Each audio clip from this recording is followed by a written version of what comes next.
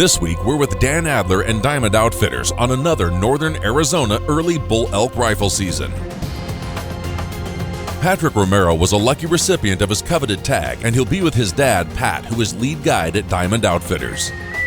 We also have a viewer submission from Albert Henderson and his world record crossbow elk, a 426-inch bull, right here on the Best of the West.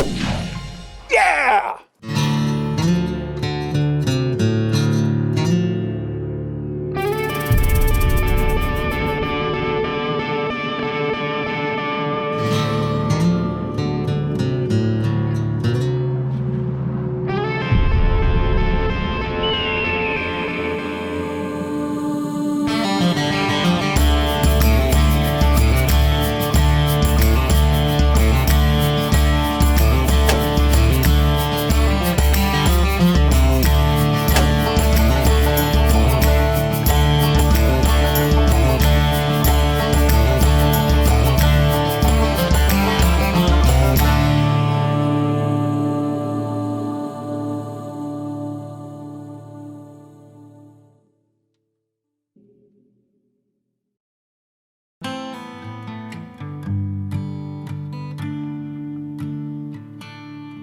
This great adventure of my son started 23 years ago.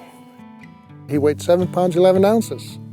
And I said, boy, here's a young man that is going to be born into good fortune and good luck. My relationship with my dad is, it's great.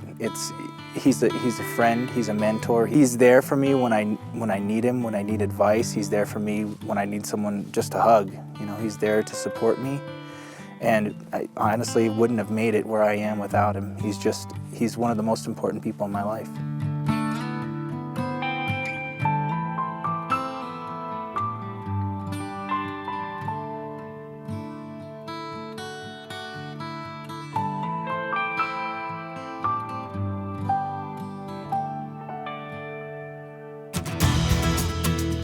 He loves the outdoors as much as I do, loves hunting as much as I do. And he's drawn some incredible tags here in Arizona. I still believe it's because of the 7-11. I started hunting when I was 10 years old, the first time I ever shot my first Coues deer. My dad would take me hunting, fishing, camping, hiking, the works, and I just love it out here. I love the outdoors. It's being outside, honestly. Every part of it is beneficial. You get a good walk, you get a workout, it teaches you patience. It helps you mature into the person that you're going to be. My dad was the first person who ever told me how to hunt. He showed me all the works, he showed me the techniques, how to find the animal, how to line up on the animal, how to skin the animal. He's been there for me my whole life when it comes to hunting. He's been my inspiration, he's been my drive.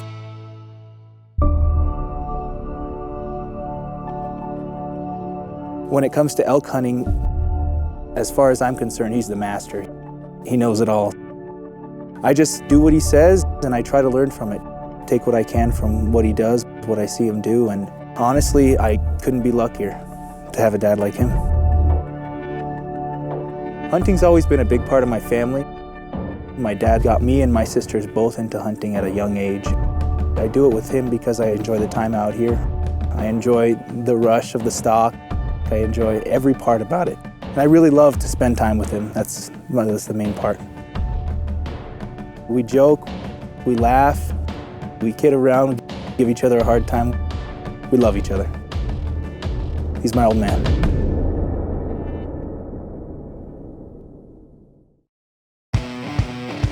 Over the years, the Best of the West has received some amazing pictures of trophies taken in the field from proud Husqvarna optic owners.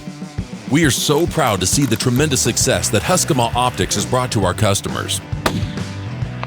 So in return, we've decided to incorporate a new segment into our future episodes. The Husqvarna Team Challenge will be a viewer submission segment from you, the viewer. Each week, we'll feature a hunt from one of our loyal customers and viewers. Each submission that airs on the Best of the West will receive a Husqvarna prize pack. And at the end of the year, our pro staff will sit down and pick a Husqvarna Team Challenge winner. The winner will be provided a Hunter Elite rifle system and a hunt that will be filmed and featured on one of our shows. So get those Husqvarnas and camcorders ready for some lights, camera, and action this year. Go to thebestofthewest.net for complete details on how to enter. We'll be right back after the break with the Best of the West, your long-range hunting authority.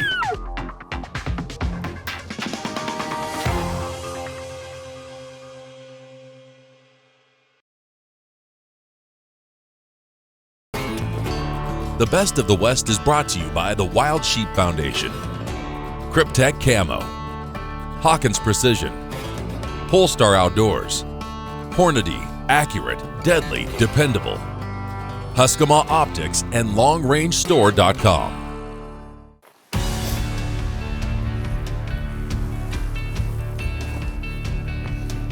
The way it works in Arizona is we have a raffle system, so where you apply for the hunt, and if you don't get drawn that year, you get a bonus point. And as you, consecutive years as you don't draw, you rack up more bonus points and your name goes in the hat for the raffle more often. So each consecutive year without drawing, you get more of a likelihood to draw the hunt that you're looking for.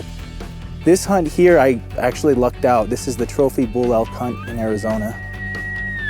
This unit that we hunt here in northern Arizona is probably one of the top units in the nation for trophy bull elk, and it is difficult to draw this early bull tag. When he saw it, he went and he logged into the system, he saw the tag, and he looked at it and this is a mistake. So he closed out of the browser, logged out, and logged back in, and there it was, the early bull elk hunt in Arizona. It's one of the most prized hunts in Arizona for quality bull elk. And it's actually extremely rare to get drawn at all, and for someone to get drawn in their second attempt is unheard of almost, so I feel utterly blessed. Okay, let's go.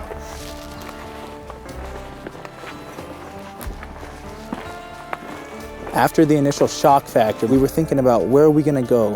What places are we going to visit? We know of a few places here in the unit, and we had a few places in mind, and so, to get a little more information and to get a little more resources, some help, we called Dan Adler with Diamond Outfitters.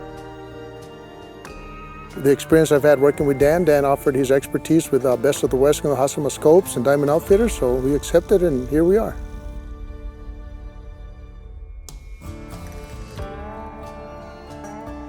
In most of our Diamond Outfitters camps, we set up a base camp, whether it be a wall tent or a fifth wheel trailer, something a little remote. This time, because we had camps in so many units, we decided to rough it and stay at a motel in a really charming town right off of Route 66 called Seligman, Arizona.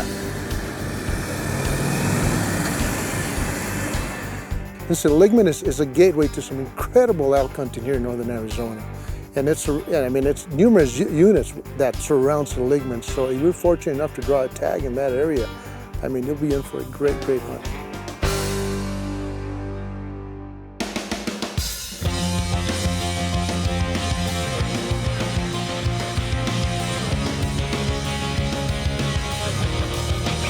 The day before our hunt, it rained and it rained and it rained.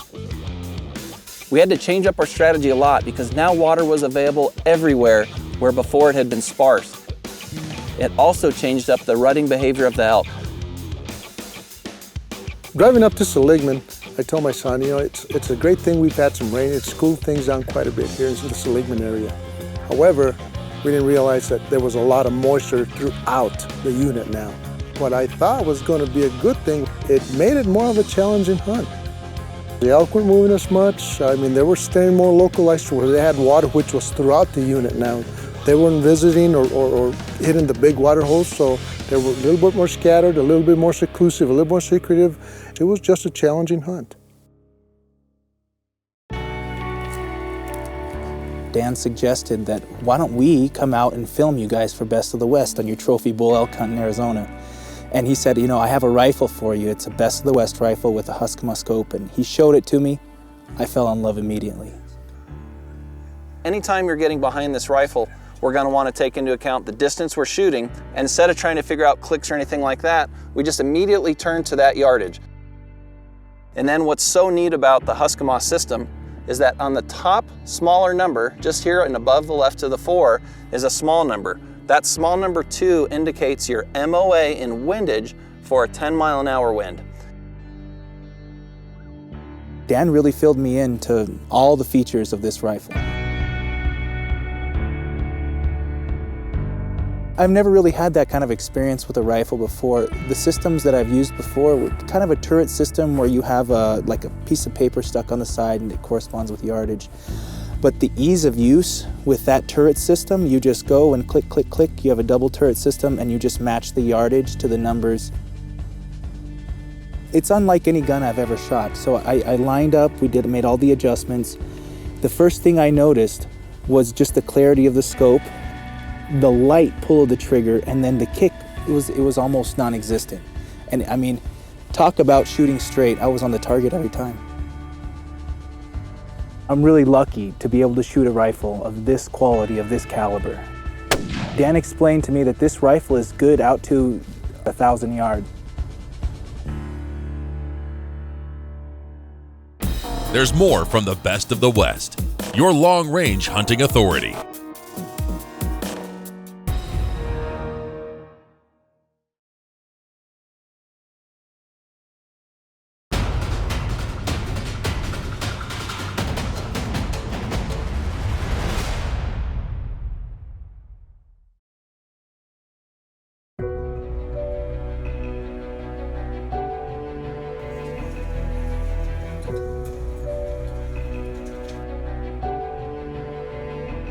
After we load up in the trucks, we get our coffee. We drive a good 10-20 miles into where we're going, and then we stop, park the cars, quietly, slowly, get all our packs put on.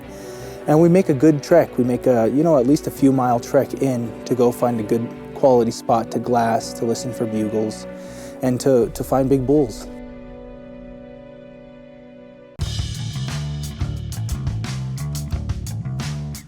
We figured out we only have 7 days to come on this hunt. Only 1 week to come hunt prime elk in Arizona. Some of the biggest bulls come out of this area. We had to really make a plan, stick to it, and figure out what we're gonna do. I've actually never been hunting while the elk are bugling, so a lot of it is we sit and we glass and we find the elk. Sometimes you hear them sparring. Sometimes, you'll catch them bedded or you'll catch them moving, and then you go and you stalk the animal and you take the shot. So what's special about this hunt is they're bugling, and it's a hunt with a rifle. That's why it's such a coveted tag, and there's huge bulls in this unit.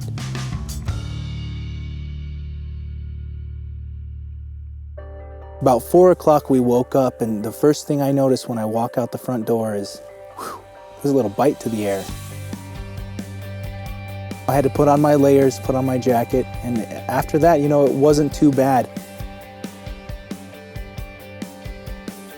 Speaks to something about this unit because not a lot of people can do what we do here. It's cold, we walk, we glass. What we do here is not easy. So it says something about us with Dan Adler with Diamond Outfitters.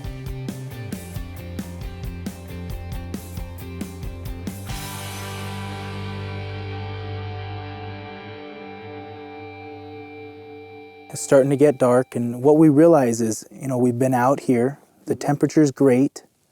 The conditions are looking good for, elk activity for the elk rut, and we haven't heard but a few bugles early in the morning. And as it starts to get dark, we start to hear a few bugles way, way off in the distance. And we just can't figure out what's going on with these elk. We know that they had gotten water previously, there'd been some rain in here previously, but we can't figure out why are we not hearing, why are we not seeing these elk? We had the big rain the day before, so it made us a little bit optimistic that maybe the elk activity and the bugling would pick back up. It was extremely quiet. We found ourselves on vantage points where we could literally glass for miles. And it really wasn't until the last 10 to 15 minutes of light that we were picking up shooter bulls. Unfortunately for all of us, they were 2 and 3 miles away. We did have a neat encounter in the evening where we had a young broken bull close, mule deer behind him, and antelope behind that, where we could see all of them in the scope at the same time. That was a neat experience, but not the bull we were looking for. We're staying positive because the big thing is we are in quality prime elk country. So if we engage our tactics, if we use the tools at our disposal, then we can go out and we can be successful.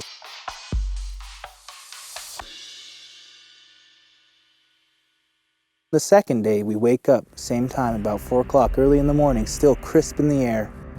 Drive to a different spot, and we go walking another few miles and find our glassing spot, and we just set up. We start glassing. Stay with us for more on the Best of the West. The Best of the West is brought to you by the Wild Sheep Foundation, Cryptek Camo, Hawkins Precision, Defiance Custom Actions, Hornady, accurate, deadly, dependable, Husqvarna Optics, and LongRangeStore.com.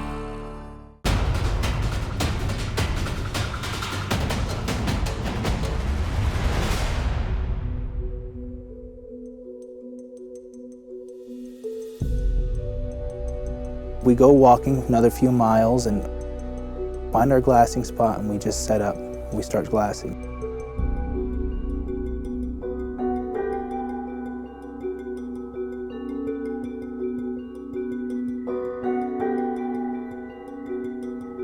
It's the same thing. It's what happened the first day. We're not seeing elk. We're not hearing them bugle, but very early in the morning and very late at night.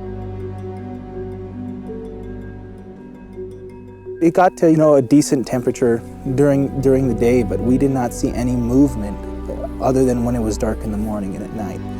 And we barely heard bugles, so no bulls, as far as we're concerned, that are shootable on the second day. I feel the elk were more scattered because of all the water sources they had throughout. Every little draw or drainage had water, had sitting water, so the elk were throughout. They didn't have to move far from cover. They just went out and watered, and it made it more, they weren't moving all that much.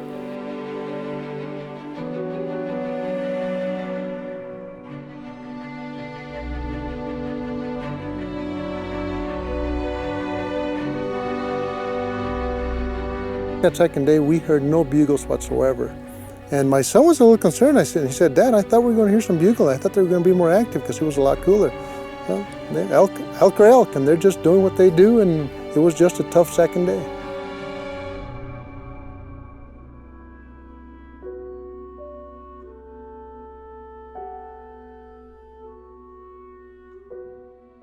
He said, the biggest thing when he's been out is he goes and he tries to guess this way or that way.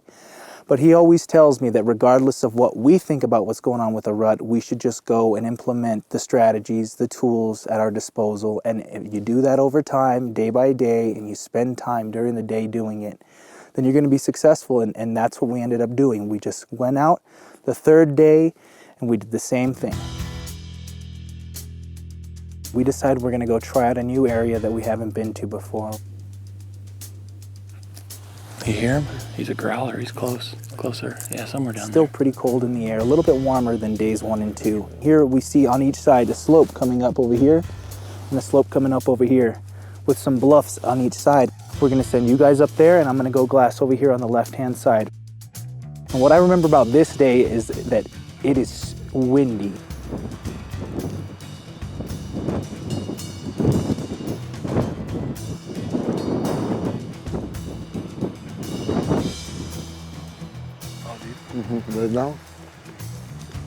I'd rather hunt in rain than wind. Not only did we have wind, but we had gusts up to 30 miles an hour. Couldn't hear any bugles, very little elk activity. I picked up 2 bulls at last light at over a mile away. And while it made us optimistic for the next day, it made that day very, very tough emotionally for the hunter.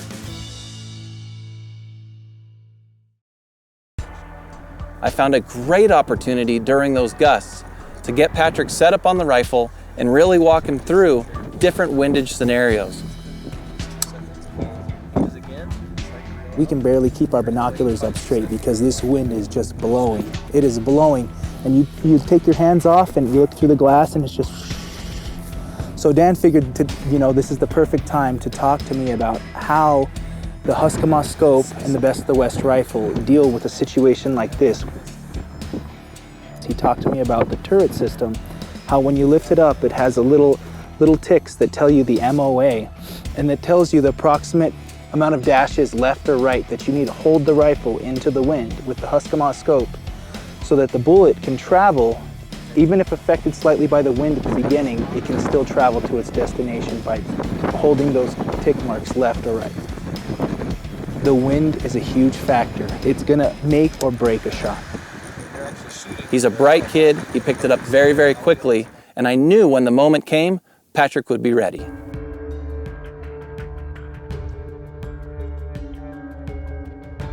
It just made it for a difficult, challenging day.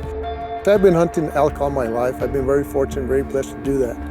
And I was trying everything that I had in my back pocket in terms of experience, in terms of knowledge, and nothing was working. I said, what is going on? And it was all those factors involved. It was the weather, it was the temperature, it was the wind, everything was against us. It's just elk. That's what elk hunting is all about. At the end of the day, we just scratched it up as another day of elk hunting in northern Arizona.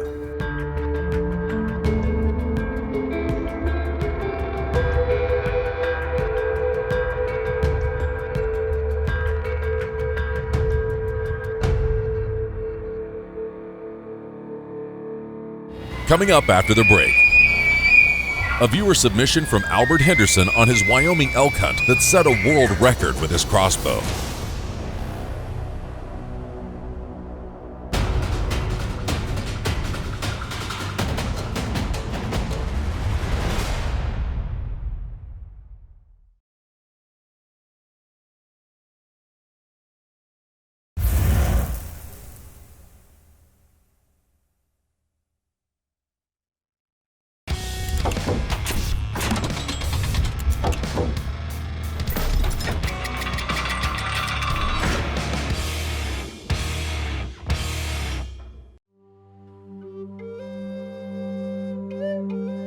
Albert Henderson bought an over-the-counter General elk tag and headed into northwestern Wyoming's backcountry with his crossbow and prototype Husqvarna 3x32 scope. Little did he know, he would walk out with a world record bull.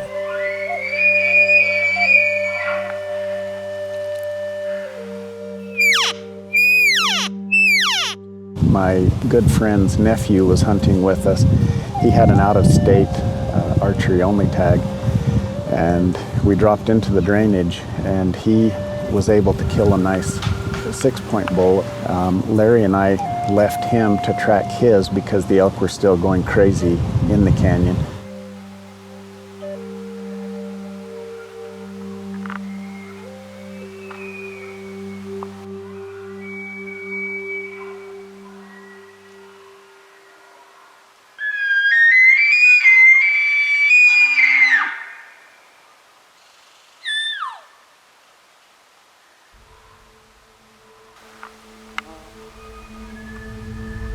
When we saw him, honestly, we were kind of behind some trees, and he was raking a tree with his antlers.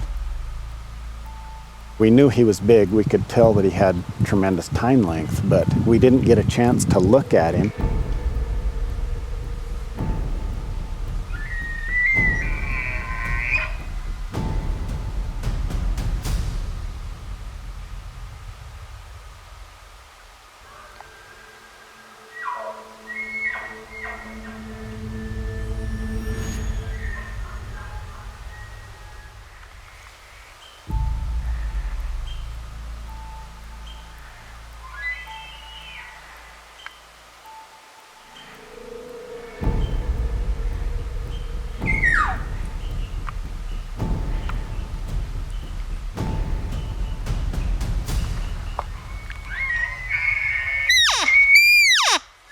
My rangefinder has an angle compensation in it, and so it adjusted the yardage for me from 61 yards down to 53, which is what I dialed the scope to.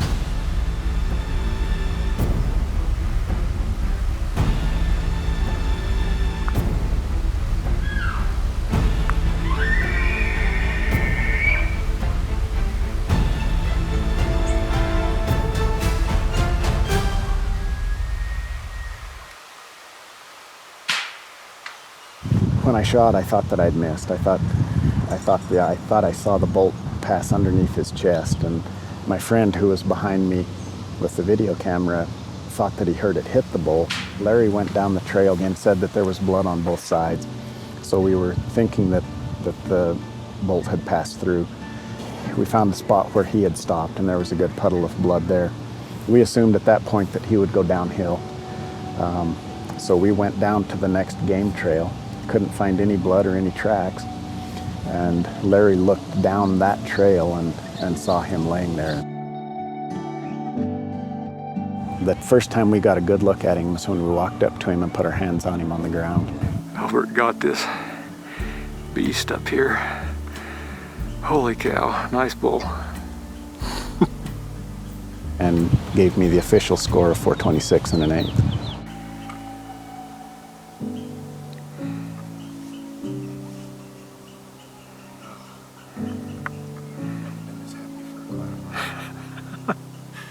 To be right honest, I would have been a lot more nervous making that shot if I had had the old scope on there, because I wouldn't have had a crosshair that would have been at 51 yards. So I would have had to guess a little bit. And at that distance, with those angles involved, it would have been a questionable shot. Husqvarna scope, being able to dial the yardage exact, hold the crosshairs right on, it eliminates guesswork. It gives a person a lot more confidence in their shooting.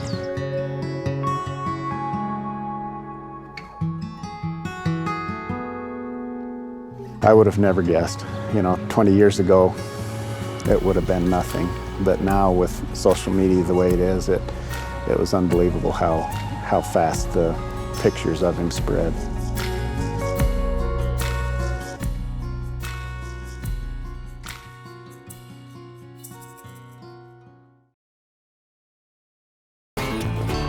The Best of the West is brought to you by the Wild Sheep Foundation, Cryptek Camo, Hawkins Precision, Polestar Outdoors, Hornady, accurate, deadly, dependable, Husqvarna Optics, and LongRangeStore.com.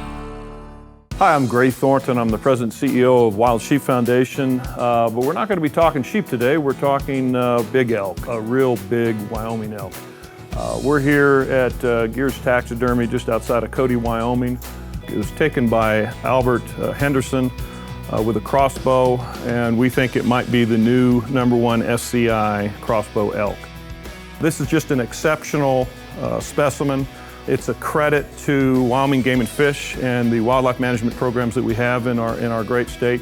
It's also a credit to the North American wildlife conservation model that has brought wildlife, quite frankly, back from the brink in our country in the late 1890s, 1900s to the abundant wildlife and the great animals that we have today. I'm an SCI master measurer. What that means is in the SCI system, anything that is potentially top 10, SCI would like a master measure to score it or rescore it. So we're going to do that today. SCI scoring system gives the animal all the credit they possibly can. The Boone and Crockett scoring system measures for symmetry. The SCI just takes basically a Boone and Crockett gross. I'll be measuring the main beams and then each point, and then I'll do circumference measurements of the main beam, and then the final measurement is a inside spread, but it's going to be fun to measure this. We typically find a kind of a bloodline but you're just taking I like using a cord, and we just follow it around.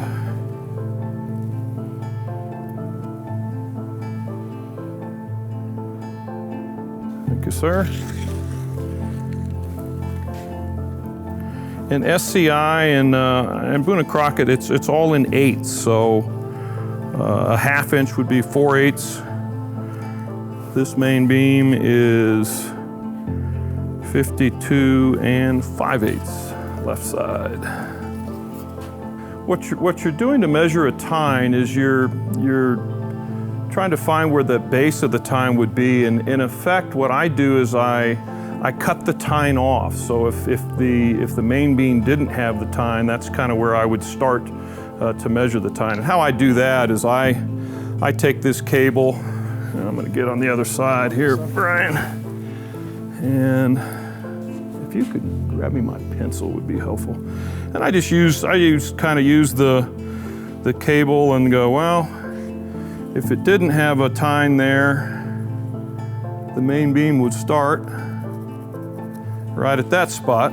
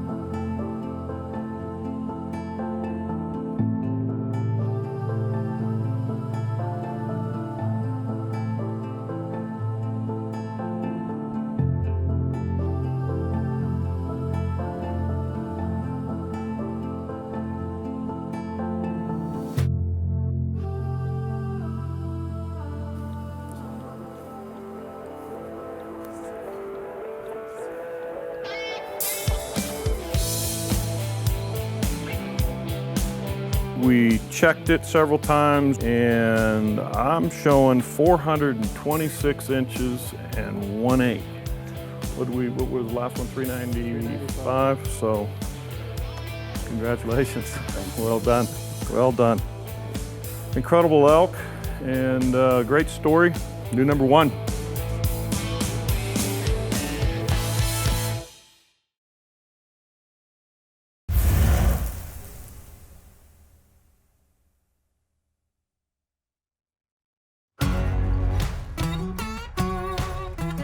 Pat Romero and I have hunted this piece of northern Arizona for many, many years. Everybody was taxed a little bit after that 3rd day. It was brutal. And when you have a hunt like this, in what should be the peak of the rut, if you don't have a lot of bugling activity, it's easy to get down. Well, Patrick wouldn't let that happen, and neither would we. We remained optimistic. We all decided that we're going to do something a little different. We're going to go to a place we haven't been to during this hunt. We're going to go see if we can find some elk on the water. This is a great example of a mature bull rub. Not only is it high in the tree, I'm about 6'3" in these boots, and I'm standing on a pile of sticks. He picked a tree that has a lot of resistance as opposed to a thinner, smaller pine tree the bull could easily push over. When I see something like this, I'm excited about it. I want to investigate more. And it didn't take much investigating to find the brush on the ground is fresh. This is still wet, it's still green. The sap is still wet and fresh. And also the rub is still nice and cool, indicating that it's not dried out. The last thing I'll do when I walk away from a rub like this is get a little of the scent on my clothes, on my hat, or even on my person or on my backpack. But this is a great indication of what an elk guide looks for in a rub, and hopefully it helps you on your next elk hunt.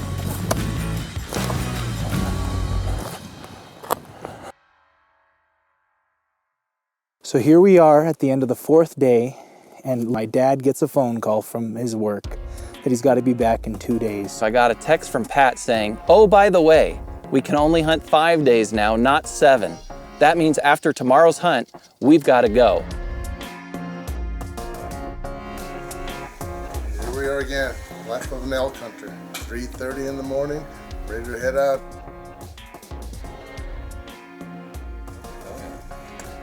We got up early. I got up at 3:30 and loaded up a few things, and I know Dan got up early in the morning, and my son was anxious to go. And he said, Dad, today's the day. Today's the day we're going to kill a big bull. I said, that's right, son. We're going to run and get him. Today's the day. We were so fortunate that when we got here this morning, the elk were bugling and singing, and a lot of elk activity was taking place in all directions. The first thing we wanted to do was get the wind. It's worthless to work elk if you don't have the wind. And we were greeted with a pretty steady wind at the same direction and speed. We started to work the first bugle, but a chainsaw started. It sounded like it was in our lap. It was probably 600, 700, 800 yards out, but it did push the elk. So we had to regroup. I thought the morning might be over and maybe the hunt, since they had to leave today. We gathered ourselves and the elk did move, but they really didn't spook. There's just too many hot cows in that group. There was so much activity, we didn't really know which way to go. And I finally just say, let's go this way. Off we go walking, and we're walking and we're walking, we're walking. My dad's specialty, so he loves to do this stuff. Well, I don't know how far we walked, but we walked quite a ways. All my life I've enjoyed walking. I don't know why. Just something I enjoy doing, and it falls right in line with what I do, hunt. I love to hunt. I love being in the outdoors. We'll walk and walk and walk, and they'll ask me numerous times, how much further? Another quarter mile, another quarter mile. We keep walking, walking for what seems like forever. We walked some more, and then we walked some more, and then we saw an elk, and then we walked some more, and then we heard some more bugles. We kept going and going and going. I have no idea how far we walked, but we walked more than a quarter mile. We'd stop in glass, listen for bugles, and we'd hear a bugle off in the distance, and then it was just like we have to almost sprint to get to this bull so we can see what it looks like. There were times where we were actually running. We had the wind, we had a bull bugling, so we had cover sound, and that chainsaw was still a little bit evident in the distance. What was really great for us was that the elk started to move into a burn area, which would give us a really good opportunity to take advantage of that Husqvarna scope at long range. We participated in what felt like a marathon. We finally come up to the edge of this ridge, overlooking kind of an open area, a far hillside, and off to the distance we see an elk there. This elk bugles, we hear bugles to our left and to our right. There had to be, I'd say, probably 10 to 15 bulls in this general area where we were hunting, because we were hearing bugles throughout. We've got the perfect wind. We've got bulls screaming all around us. We've got the hunters about 60 yards up on the Husqvarna shooting sticks. I think with a little bit of luck, a couple cow calls, maybe a calf or an estrus cow, and we'll have some good action. We've got everything going our way for the first time in 5 days. Let's keep our fingers crossed. I think this could work out.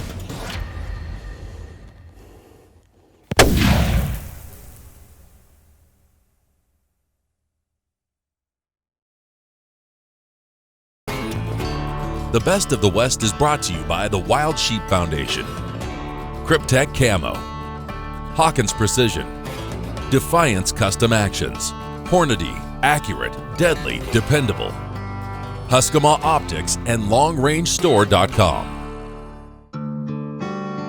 For more information about Diamond Outfitters of Arizona, call Dan Adler at 520-730-8147 or visit their website at azdiamondoutfitters.com. For more information about the products and gear used in today's show, please visit LongRangeStore.com or call 1-866-754-7618.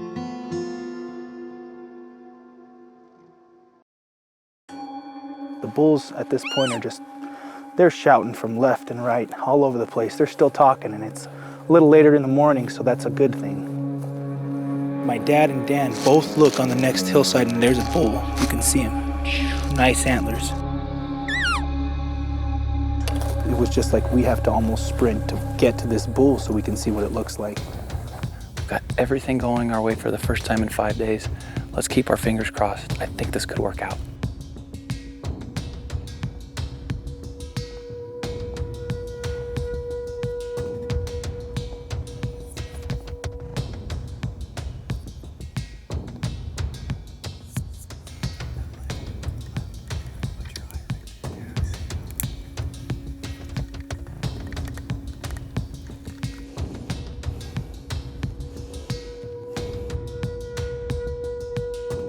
Kind of a bad situation, because I was looking at the elk through the binoculars, and there was a big old branch of a deadfall right across the shoulder area. Yeah! I think he's got a high spine shot. Dan tells me to load another one in the chamber. I do that just in case. He slows down and stops moving. At that time, we know that it's done. As we get closer to the bull, I just feel a sense of relief. I still feel a sense of excitement, everything, happiness, just joy all at the same time. It's just so awesome to be there with my dad and to be sharing this experience with him. What a magnificent animal. Oh yeah. Oh man. Give me that, man. Go say hi to your son, man. Congratulations, man. I love you, son. I love you, son. I hope to go out and actually perform and do these same things that my dad has taught me to teach them to my son when he's old enough to go hunting with me. As he's become a young man, I've seen that that is who he is becoming. So it is a great tradition, part of our culture, and I hope he passes it on to his son and my grandson, Everett. It's been an amazing, amazing journey, and I hope it never ends. Hunting has brought to me some of the most amazing family memories. Some of the best friends of mine are hunters. Some of the most memorable hunts of my life are when I have been out hunting, been out in the wilds. Some of the most amazing things I've ever seen have been out while I'm hunting. Truly blessed. And I'm glad I'm here. I'm glad I'm here enjoying it. Knowing Patrick since he was 7 years old and being friends with the Romero family for the last 16 or 17 years, I can hardly think of anything more impactful than being able to share a hunt like this with your son or daughter. It's a true blessing. It's one of the best experiences, adventures that I've been blessed with, and you're coming up to those ranks too with Joshua. I mean, it's already beginning and it'll happen and you'll enjoy it. It is a great, great experience. When you go hunting, you hunt for meat, you hunt for nourishment, for food, and you're taking the whole process and you're putting it in your own hands. You're making it so that you know where the meat came from, you prepare it, you know what happens to it, and honestly, I couldn't think of a healthier source of protein. This is an incredible time of year to be outside. Not only are the elk bugling, but the aspen leaves are starting to change. The wildflowers are in full bloom. It's just an incredible, incredible office. I mean, to consider that this is my office is such a privilege and such an honor. Patrick and I got a kick every day out of checking our phone to see how many steps we covered. Some days we only did 2 or 3 miles, other days we did 8 or 9. And every piece of this country, from the sage to the pines to the junipers and pinyons in between, this is special country. And there's something special about elk country in September that until you've experienced, you'll never fully understand.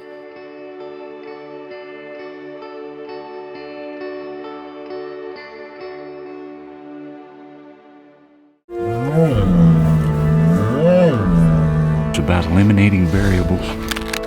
Join us next week as we take a look at the impasse on conservation strategies for grizzly bears of the contiguous United States. Having been on the threatened species list since 1975, grizzly bears have made a remarkable recovery. This and more on the Best of the West.